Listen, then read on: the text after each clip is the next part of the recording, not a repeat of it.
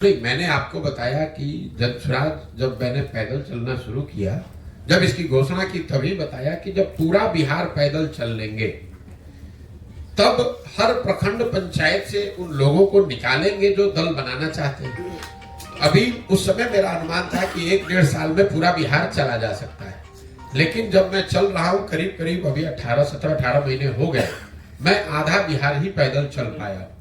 इस पदयात्रा में किलोमीटर और दिन निश्चित नहीं है, उद्देश्य निश्चित है कि हर गांव पंचायत तक पहुंचना है, पहुंचकर वहां के लोगों की वहां की समस्याओं को समझना है। ऐसे लोग जो उन समस्याओं को सुलझाने के लिए सामाजिक राजनीतिक तौर पे सक्रिय होना चाहते हैं, उनको जोड़ना है और उनको जोड़कर एक नई व्यवस्था बनाना है। अब उसको करने में अगर 2 बरस ज्यादा लग जाए तो ज्यादा लग जाए, कोई हमें जल्दी नहीं है। 2 बरस और लगेगा, 2 बरस और लग जाए, लेकिन दल तभी बनेगा जब मैं पूरे बिहार को समझ लूं, उन लोगों से मिल लूं, उनकी समस्याओं को जान लूं। और ये करने में मुझे लग रहा है कि अभी 1.5 साल और समय लगेगा।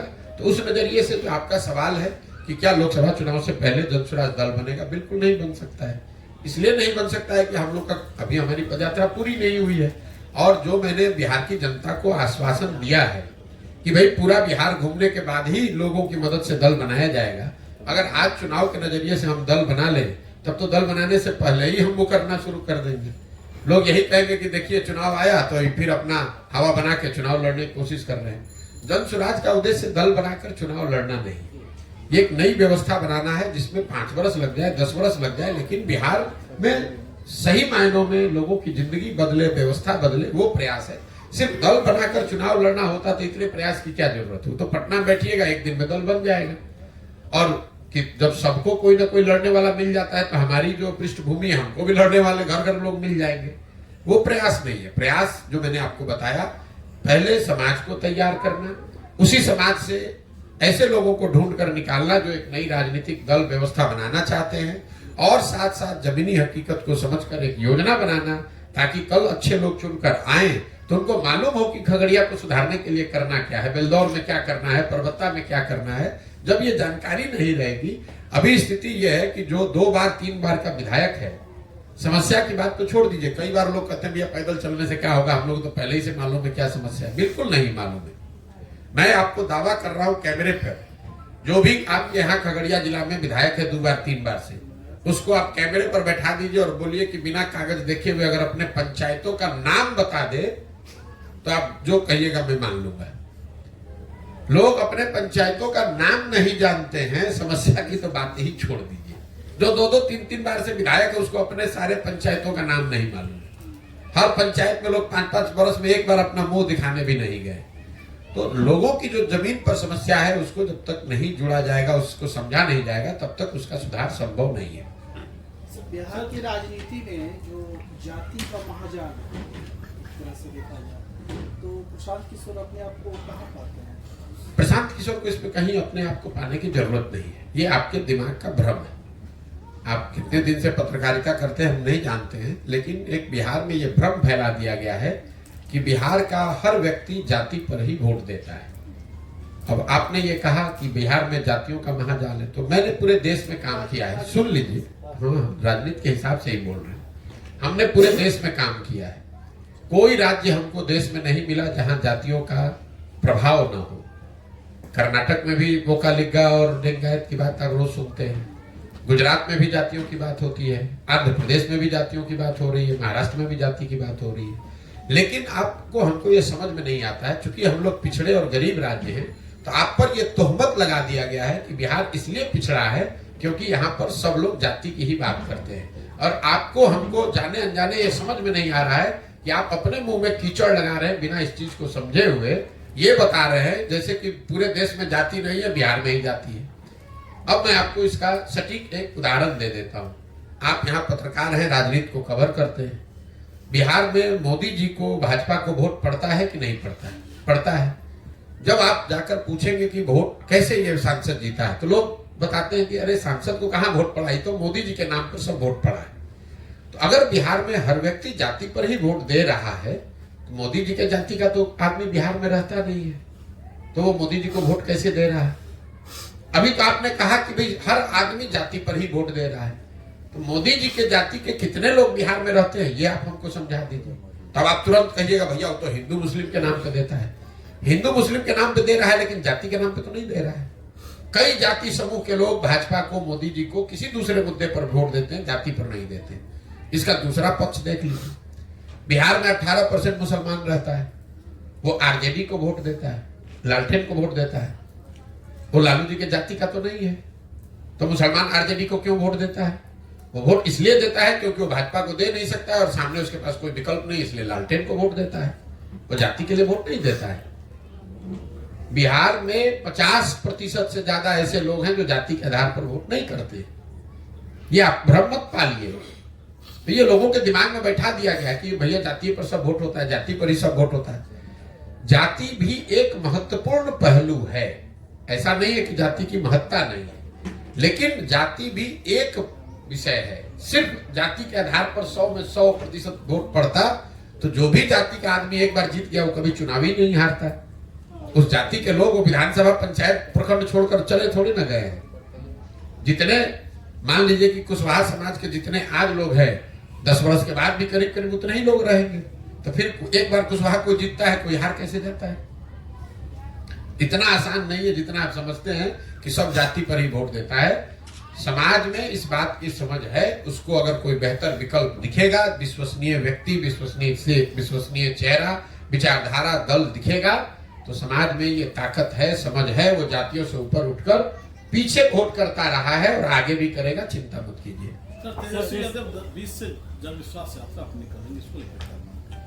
इसमें हमको क्या मानना है?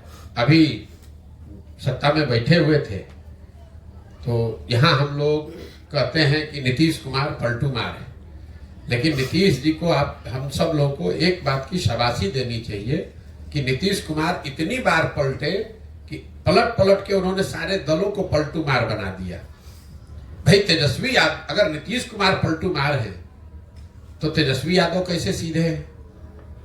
अभी 2 बरस पहले नीतीश जी को पलटू मार कहे, फिर जिस दिन नीतीश कुमार ने उनको अपने साथ रख लिया, उप मुख्यमंत्री बना लिया, तो नीतीश कुमार को विकास का चेहरा बताने लगे। जनविश्वास में निकल। एक मिनट सुन तो लीजिए।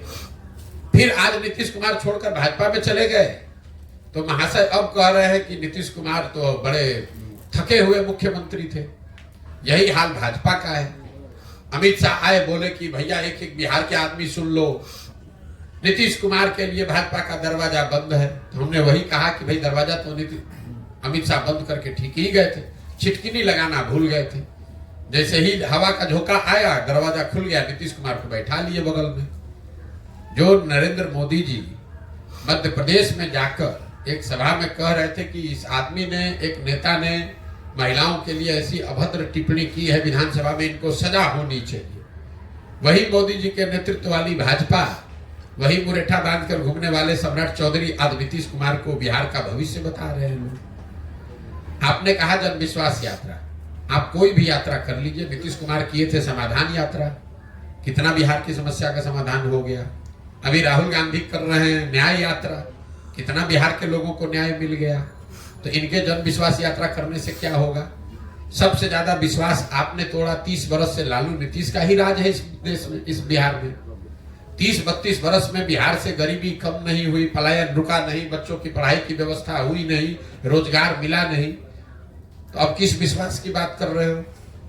जनता इतनी बेवकूफ नहीं है। आएंगे विश्वास यात्रा में, भीड़ दिखेगी, पैसे के बल पर, काडर जात के नाम पर कुछ लोग इकट्ठा हो जाएंगे, उससे कोई फर्क नहीं पड़ने वाला है। काठ की हांडी बार बार नहीं चढ़ाई जा सकती है।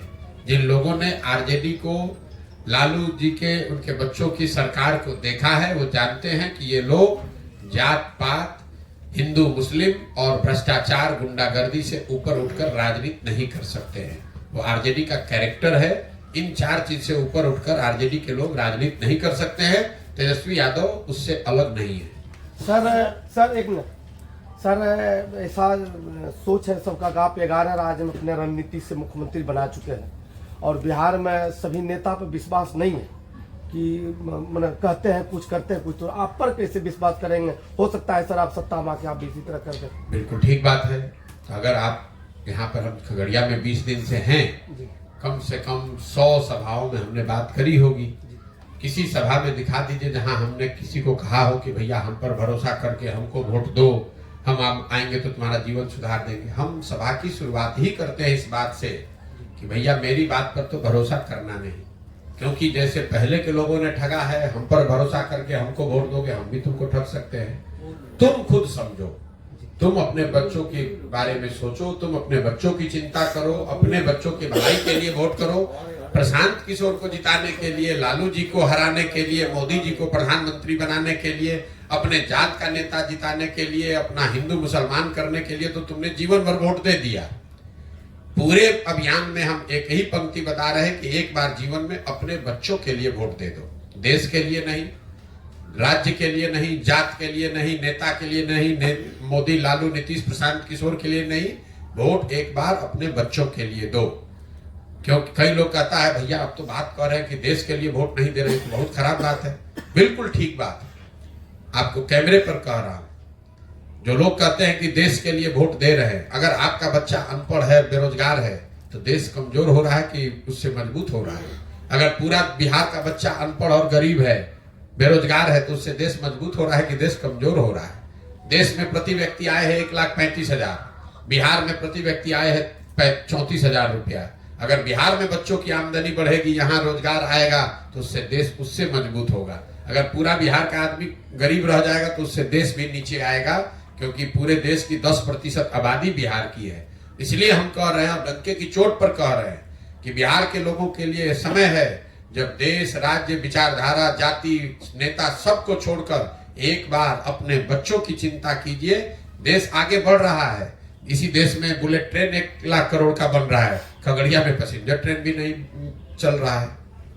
इसी देश में बिलियंस ऑफ डॉलर्स का इन्वेस्टमेंट आ रहा है, फैक्ट्रियां लग रही हैं। खगड़िया में आज भी लोग, खगड़िया, बेगूसराय में, मधुबनी, सीतामढ़ी में आज भी लोग 1960-70 के जमाने में जी रहे हैं। आज भी आपके हमारे बच्चों को मजदूरी करने के लिए कर्नाटक, बंगलोर, तमिलनाडु, गुजरात, महाराष्ट्र जाना पड़ रहा है। तो देश की तरक्की होगी, वो ठीक है, हो रही है, नहीं हो रही वो अलग विवाद है, लेकिन इस बात पर कोई विवाद नहीं है कि बिहार में कोई तरक्की नहीं हो रही है। और देश की तरक्की से बिहार और बिहार के लोगों का कोई फायदा नहीं है, चाहे वहां देश में कांग्रेस की सरकार रहे कि मोदी जी की सरकार रहे। बिहार के बच्चों के लिए पढ़ाई, रोजगार न पहले था न अब है। इसलिए आपको, हमको पहले अपने बच्चों की चिंता करनी है। जो व्यक्ति अपने बच्चों की चिंता नहीं कर सकता है, वो समाज, राज्य, देश की चिंता क्या करेगा? सर, जन स्वराज का जिला में जो संगठन आप कर रहे हैं, कब से कर रहे हैं, कब, माने कैसे? नहीं, जो मैंने आपको बताया, पदयात्रा के दौरान जो लोग मिलते हैं, जो इस विचारधारा को सुनकर, समझकर तय करते हैं कि भैया अब हम लोग को जन स्वराज से जुड़ना है, एक नया दल बनाने में कंधा लगाना है, ऐसे हजारों लोगों को एक साथ इकट्ठा करके पदयात्रा जब हम खत्म करेंगे तो वो संगठन बनाकर पब्लिकली जारी करेंगे। आप भी देख पाइएगा, जिले के स्तर पर 250 लोग, अनुमंडल के स्तर पर 50, प्रखंड के स्तर पर 200 और पंचायत के स्तर पर 50 लोगों की पहली कार्यवाहक समिति जारी की जाएगी। वही लोग मिलकर जन स्वराज की सोच को आगे घर घर पहुंचाने का जिम्मा लेंगे और इस चीज को आगे बढ़ाएंगे। जिस तरह से आपने कहा, क्या है सर यूथ क्लब? अभी बता तो दिया यूथ क्लब क्या है, मैंने पहले ही सारा समझाया। यूथ क्लब बिहार में 1 लाख बच्चों को जो अपने लिए सामाजिक राजनीतिक पहचान बनाना चाहते हैं, आने वाले समय में राजनीति करना चाहते हैं, उनके लिए प्रशिक्षण संसाधन की व्यवस्था है, ताकि वो लोग जिनके बाबूजी, जिनके घर वाले बड़े लोग नहीं है, राजनीति से जुड़े हुए लोग नहीं है, लेकिन ऐसे बच्चे जिनमें काबिलियत है, क्षमता है, ऐसे बच्चों को राजनीति में लाकर उनको प्रशिक्षित किया जाए और उनको ये अवसर दिया जाए कि कल होकर अगर उनमें क्षमता है तो आकर वो राजनीति कर सके। सर, एक सवाल है सर कि जन स्वराज आने वाले समय में जो कह रहे हैं कि हम पंचायत में मुखिया हो या प्रमुख हो या विधायक के इलेक्शन लड़े, मैं उसको साथ दूंगा या मतलब उसको सहयोग करूंगा, क्या आने वाले समय में वैसे व्यक्ति को तो नहीं देगी जो जदयू में है या राजद में है या जो बीजेपी में, जो भ्रष्टाचार में? जन स्वराज का जो स्लोगन है वो है सही लोग जी। अब सही कौन है कौन नहीं है, इसके लिए कोई पैमाना, कोई यंत्र हमारे पास नहीं है। सही वो है जिसको समाज सही मानता है। इसीलिए इतना लंबा समय समाज में बिता रहे हैं, गांव में जाकर, पंचायतों में जाकर पता कर रहे हैं कि कौन, किसको लोग अच्छा सही मानते हैं। वो मजबूत हो न हो, वो जदयू में हो, लेफ्ट में हो, आरजेडी में हो, भाजपा में हो, इससे मतलब नहीं है। राजनीति में है नहीं, इससे मतलब नहीं है। जिसको भी समाज अच्छा सही मानता है उस आदमी को जाकर ये हाथ जोड़ना, समझाना कि भाई आप आइए, खाली बैठकर घर में बात करने से नहीं होगा। अगर बिहार में आप सुधार करना चाहते हैं तो इसमें कंधा लगाइए, पैसे का, जाति का, व्यवस्था का चिंता छोड़ दीजिए, आप जुड़िए जनसुराज से, आपकी मदद की जाएगी। आप सब लोग मिलकर जुड़कर प्रयास करेंगे तो बिहार में बेहतर विकल्प बन सकता है। नहीं कीजिएगा तो जैसे चल रहा है वैसे चलता रहेगा। सर, जिस तरह से आपने कहा कि पिछले 30 वर्षों से लगातार 1200 ही परिवार के जो लोग नेता बने, MP MLA बने, क्या आगे आपका जो ये मुहिम है 1 लाख लोगों को जोड़ने का, उसको प्रशिक्षण दीजिए, क्या उसको मौका मिलेगा युवा वर्ग को? फिर वही बात है मेरे भाई, 1250 लोग सांसद विधायक की बात करें, उसके लिए जनसुराज एक नया दल, नया विकल्प बनाने का प्रक्रिया चल रही है। क्लब 1 लाख उन बच्चों को तैयार करने की बात है जो अभी राजनीति में सक्रिय नहीं है।